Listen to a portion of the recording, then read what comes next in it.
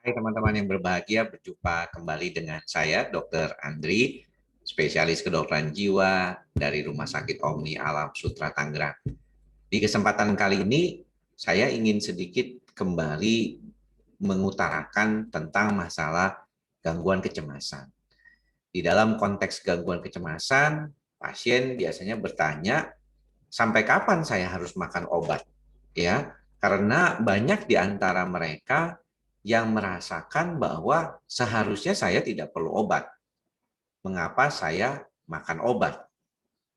Namun saya pernah berkali-kali di dalam beberapa video yang pernah saya buat di sini, yang paling dominan adalah bagaimana kita bisa segera membantu diri kita mengurangi kecemasan dan juga membantu diri kita untuk bisa lebih baik lagi di dalam cara menghadapi kecemasan itu sendiri. Beberapa kali saya pernah menjelaskan bahwa ternyata di dalam kasus-kasus yang saya tangani, gangguan kecemasan itu tidak selalu berada pada situasi yang berat gitu ya. Ada juga yang kelihatannya berat oleh si pasien itu ya. Tetapi ketika diberikan pengobatan dalam waktu 2 minggu saja perubahannya signifikan. Nah ini nih yang mungkin perlu diperhatikan oleh teman-teman bahwa keadaan seperti ini bisa jadi lebih karena proses penyesuaian. Contohnya tadi ya, siang saya mendapatkan pasien yang mengalami gangguan kecemasan, pernah mengalami 2 kali serangan panik dalam kurun waktu 3 bulan. Kalau kita tanya, itu termasuk gangguan panik nggak dok? Tidak. Oh, kok bisa dok? Karena gangguan panik itu kita dapat diagnosisnya ditegakkan kalau dalam 1 bulan ada 3 kali gejala serangan panik. Nah, jadi harus 3 kali dulu nih atau lebih serangan panik dalam 1 bulan. Nah, pada kondisi berat itu biasanya bahkan 1 hari bisa 3 kali, 4 kali mengalami serangan panik. Jantung berdebar-debar tiba-tiba, sesak napas, keluar keringat dingin, ya, rasanya mau muntah, begitu. Itu jadinya lebih dominan. Nah, pada kasus yang tadi saya temukan, ternyata tidak sedominan itu. Dia ringan gitu gejalanya, ya bahkan baru cuman 1 kali dalam 2 bulan. Jadi terakhir itu sempat ada 2 kali dalam 3 bulan dia mengalami gangguan cemas ini. Maka kalau kita lihat seringkali diagnostik itu belum tentu serta-merta mengarah pada situasi tertentu. Kita perlu mengingat bahwa dalam berbagai literatur dikatakan gangguan yang berkaitan dengan gejala fisik seperti psikosomatik itu bisa terjadi pada kondisi-kondisi gangguan cemas dan depresi.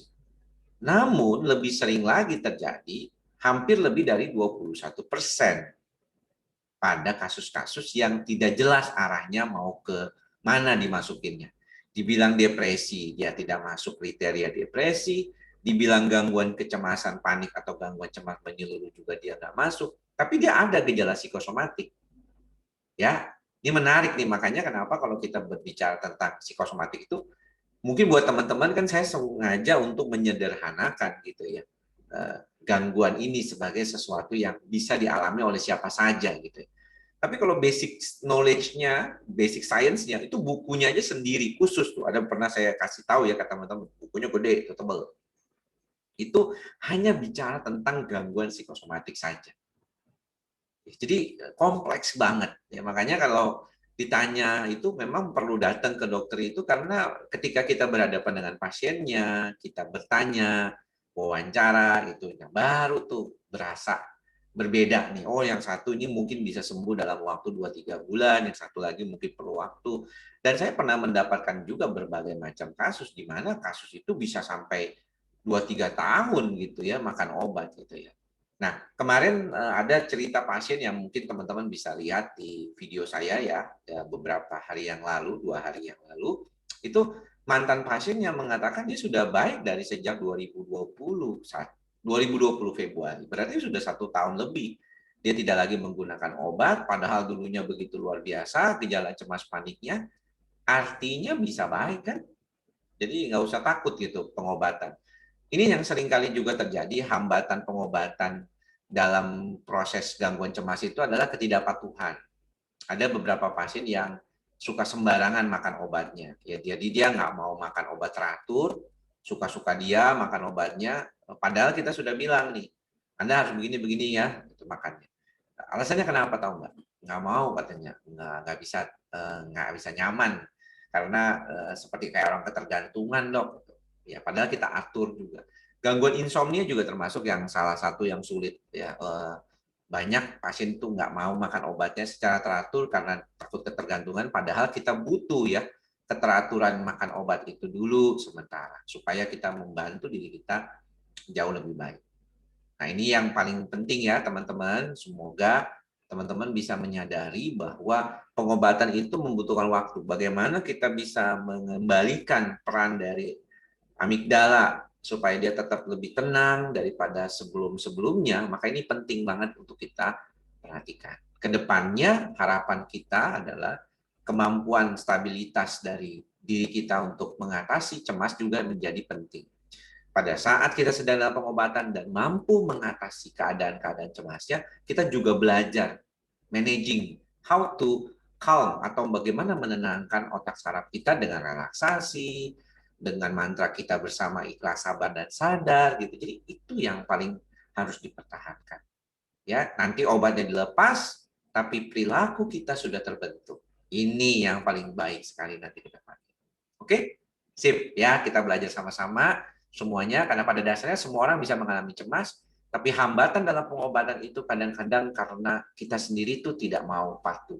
Padahal pada pasien cemas yang membutuhkan pengobatan pastinya dia sudah berupaya untuk tanpa obat dulu sebelum dia masuk ke obat. Ya, jadi teman-teman bisa tuh cek beberapa video terkait dengan pasien yang sudah pernah makan obat dan juga bisa sembuh dari obat itu. Ini yang sangat baik sekali ke depan. Oke? Sip, sampai bertemu lagi di lain kesempatan. Semoga semua makhluk berbahagia, semoga kita berbahagia. Salam ikhlas, sabar, dan sadar. Salam sehat jiwa. Bye-bye.